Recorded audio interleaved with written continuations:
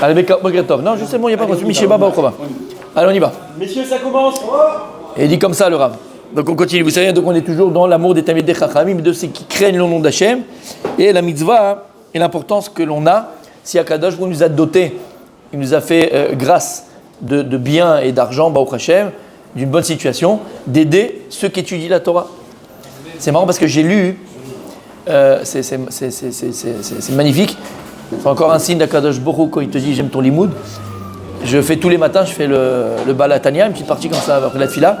Et là, hein, dans les grottes Kodesh, il ramène le Balatania, ce qu'on avait déjà ramené, les propos du Harizal, où le Harizal nous dévoile quelque chose, Bémet, ça, il faut les farcer. Ça, il faut le publier, parce que les gens ne savent pas. Il y a un marcha hein, dans la Gemara qui dit exactement la même chose. Peut-être qu'il a pris du Harizal à Nilodéa, mais en fait, c'est une Gemara. C'est un marcha. Et il nous dévoile le Harizal qu'il y a deux sortes de Neshamot. Il y a deux sortes de Neshamot Bashamaim. Tu as une Neshama de sortes de sources de Neshamot. Première, il dit, tu as une source de Neshamot de Talmidei Chachamim.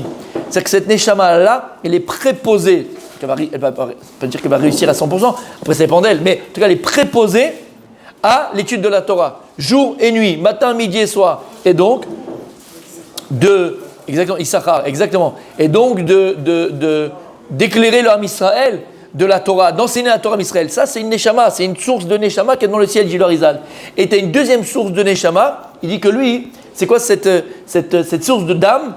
Lui, c'est quoi son travail? C'est Tzedaka ou Gimut Chassadim. Tzedaka Zevulun, entre guillemets. Tzedaka avec Gimut Chassadim, c'est le travail. Il y a un marché qui dit exactement la même chose. Vous vous rappelez ce qu'on avait ramené dans le marché? Puisque la Gemara nous dit dans deux endroits différents, Shabbat et Makot ou Psachim, je ne me rappelle plus, je crois que c'est Psachim.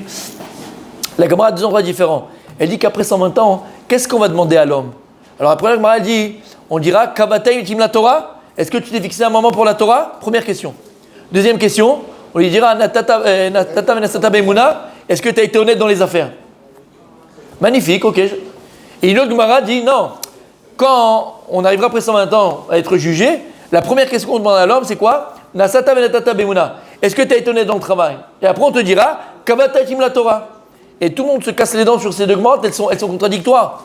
Il faut savoir, c'est quoi la première question qu'on te posera là-haut? Est-ce que tu as fixé un moment pour la Torah ou bien est-ce que tu as été honnête dans le travail? Il faut savoir, Omer Amarcha, ce que vous avez volé le Harizal, en vérité ça dépend, parce qu'il n'y a pas, on n'est pas tous les mêmes. Et il y a encore une fois des Neshamot qui viennent dans ce monde-là et qui le mécor de la Neshama, elle est quoi? Torah. C'est une Neshama de Talmidei Chachamim. Tu es préposé, ça ne veut pas dire que tu vas encore une fois assurément le devenir, ça dépend après de tes efforts, de ton travail et de tes choix. Mais cette Neshama, elle est préposée à Talmidei Chachamim, préposée à étudier la Torah toute sa vie, à enseigner la Torah. Et donc lui, on lui demandera d'abord, comment tu as étudié la Torah? Après, on lui dira ce que tu as été honnête dans le savoir, parce que c'est secondaire pour lui. Par contre, celui que c'est Neshama, le Mekot, c'est Neshama, c'est quoi? C'est il dit le Harizal, Tzedaka avec Gimut Chassadim, c'est-à-dire que Akadosh Baruch Hu va lui donner, Baruch Hashem, beaucoup de biens, beaucoup d'argent, beaucoup de fortune, pour qu'il puisse distribuer les veuves, les orphelins, la Torah, les kolélim, les yeshivot et les talmidei chachamim. Celui-là on demandera, est-ce que tu as été honnête dans le travail? Après on lui dira, Kavateitim la Torah.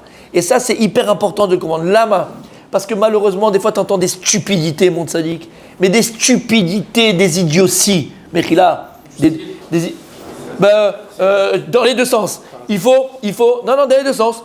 Il faut étudier toute la journée. Voilà, c'est ça. Toute la journée, il faut étudier, que ça. Ou dans l'autre sens.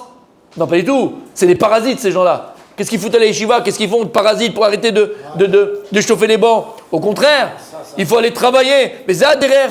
Et c'est ça le chemin de la Torah. Il faut travailler. Bien sûr, il faut étudier, mais il faut travailler. Et c'est ça un juif. Les deux, c'est 0 double 0, Chabibi. Zélo nachon. Lama. Kol echad vechad, chacun en fonction du mekor tzad neshama. Pour savoir qui tu es, il faut faire. Une fois, j'ai posé à mon Rav Shlomo. On a la chance d'accueillir ici à la synagogue. Je me rappelle quand je te collais, et parce qu'on parlait beaucoup de ces, t'imagines, de ces sujets-là, quoi. En tout cas, bref, Kemoun, exact, Shlomo Kemoun qui est venu.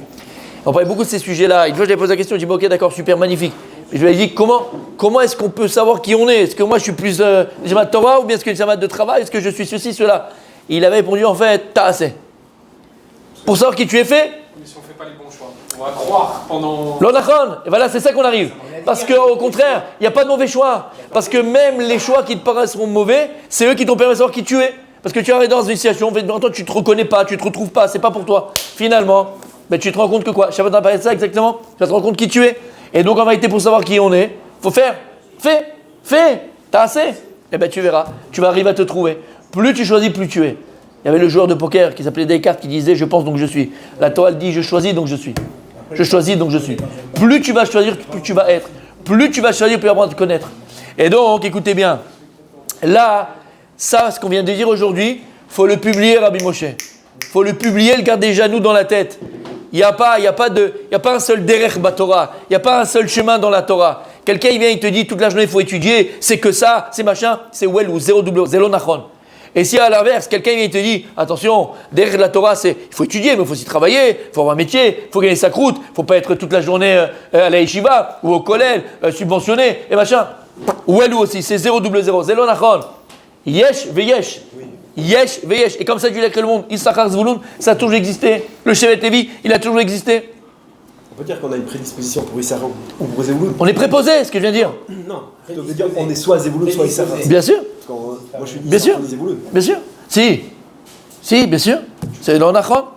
C'est l'onachon. Pourquoi tu ne donnes pas, tu n'aides pas, tu ne fais pas à ton niveau à toi? C'est l'onachon. Tu as essayé de rester toute la journée à étudier? Non? Alors peut-être que tu aurais pu être un Issachar, ni Loyoda. Mais en vérité, non. Pourquoi? Parce que ta vie, elle a fait que tu vois bien comment les choses, Akadosh Baruch les a fait. Donc en vérité, tu es soit l'un, soit l'autre. Mais sois-le, deviens-le. Pas entre les deux. C'est dommage. C'est pas tout tu te trouves, tu comprends?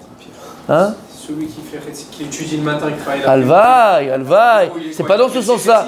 Dans ce sens-là, c'est pas dans ce sens-là que je l'ai dit, pas entre les deux. Entre les deux, dans le sens où voilà. D'accord, tu es dans la politique et dans la polémique. Non, Habibi, choisis ton chemin, choisis ta route, comme disait l'autre. Chacun sa route, chacun son chemin. Eh ben voilà, passe le message à ton voisin, c'est tout, aide mal à la sorte. Est-ce que c'est Hachem qui nous a mis sur ce chemin-là, ou est-ce que c'est nous qui n'avons pas pris le bon choix comme Alors, je ne veux pas rentrer dans les liens des choix parce qu'on va revenir au cours du Shabbat et là, c'est pas le sujet et il faut qu'on fasse la Gemara. C'est une très bonne question que tu poses, Tzadik. J'ai juste touché un peu du doigt pour savoir ce que tu dois faire, pour savoir qui tu es, fais.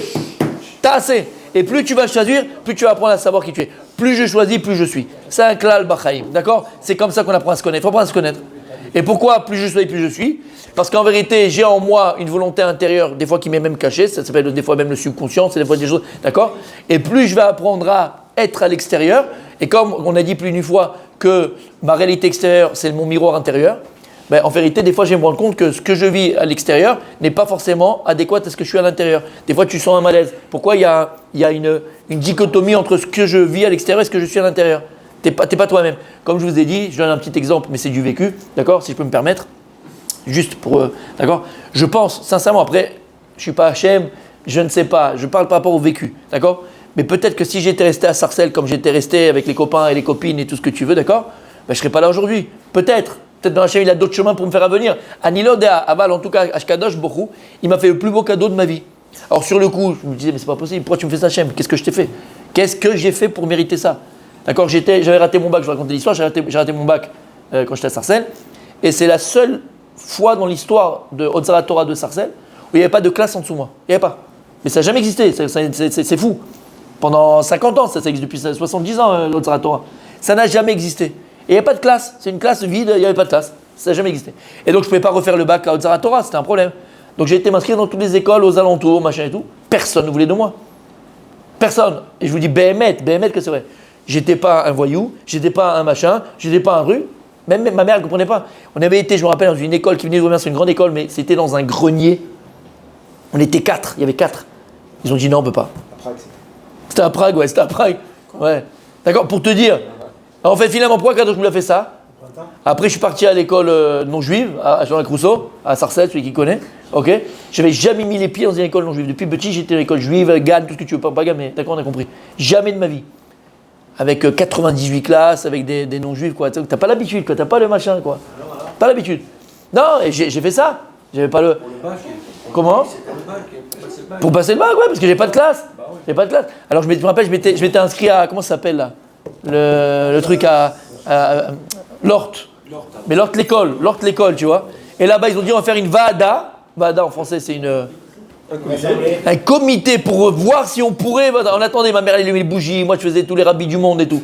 Et en fait, Rav Israël de Sarcelles, il avait appris que machin et tout ça, il avait appris par quelqu'un que je voulais aller là-bas, il m'a appelé et j'ai été le voir, il m'a dit même pas en rêve tu vas là-bas, c'est pas pour toi là-bas. Non, il m'a dit je vais pas là-bas, c'est pas pour toi. J'ai dit qu'est-ce que tu fais, t'es fou quoi? Mais tu vas à Aix-les-Bains, allez, Yeshiva. Alors quand il m'a dit ça, j'ai eu une syncope. Une syncope. J'ai dit, mais il est pas sérieux, moi j'ai des copains, des copines, des machins, des trucs, ça va pas la tête. Moi, Alcatraz, qu'est-ce que j'ai fait moi? J'ai dit, Rav, écoute, c'est pas pour moi. Il m'a dit, va là-bas, tu vas réussir, ça va, j'ai fait des brachot de fou, il m'avait fait. Et j'ai pas été. Ma mère m'a dit, mais t'es fou, t'écoutes pas le Rav? Je fais, maman, je peux pas, c'est pas pour moi. J'ai peur de me baisser dans les. Non, je rigole. D'accord? Je peux pas que des garçons, c'est pas possible. Je peux pas, c'est impossible, je ne peux pas. C'était pas possible, Bémet, c'était impossible, impossible. Il y a des boutons, Bémet, c'est pas possible. Je sais pas qui m'aimait pas, mais c'était pas pour moi. Impossible. Et donc je me suis inscrit à l'école Goy. Et l'école Goy, j'attends après un mois, ils te donnent l'emploi du temps. Tous les examens, c'était le Shabbat. Ouais.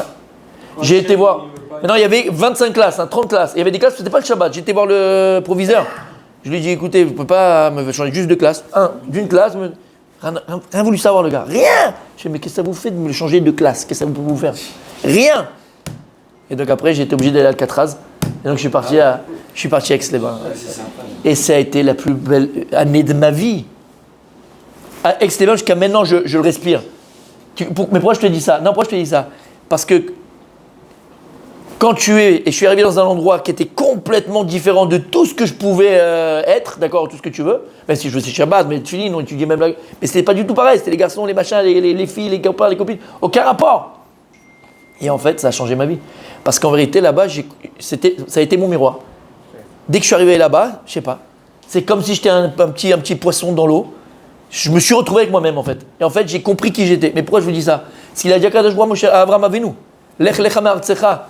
Si tu veux devenir Abraham Avinu, le père du Israël, tu ne vas pas rester dans ton cocon en fonction des regards des gens. Yefchar, c'est impossible. Et donc, c'est le travail qu'on doit tous faire. Apprendre à savoir qui on est. Tu as compris ce qu'on dit ici? Vous avez compris ce qu'on dit ici? Et il dit ici, le Rav, le Harizal que j'ai lu encore une fois dans le Tania. Le Tania, d'accord? Il y a deux sortes de Neshamot.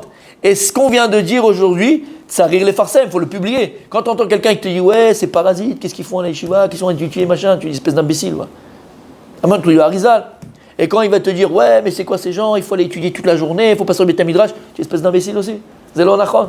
Kol echad ve'echad, chacun il a. Maintenant, quand Kadosh Baruch Hu, ici en l'occurrence, on parle plus de celui qui a une neshama, de pouvoir aider les Talmidei Chachamim. Alors c'est ça, c'est Kadosh Baruch Hu t'a donné la chance d'avoir de l'argent, d'avoir une fortune, de faire fortune, Baruch Hashem, et d'avoir des moyens.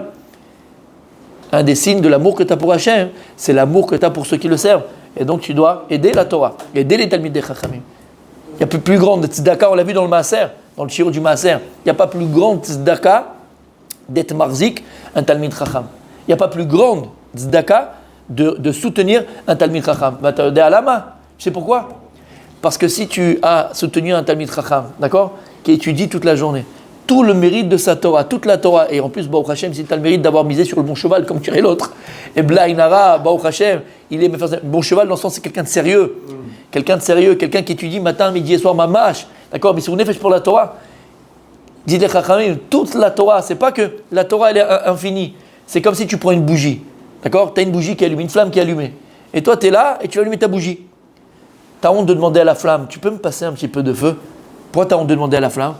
Parce que tu as peur qu'en allumant ta bougie, tu vas lui enlever un peu de feu. Habibi, tu vas prendre tout le feu que tu veux de la flamme, ça n'enlèvera rien du tout. Simplement, elle a réussi aussi à t'éclairer à toi. Le Talmid Chacham que tu soutiens, sa Torah, elle est intacte.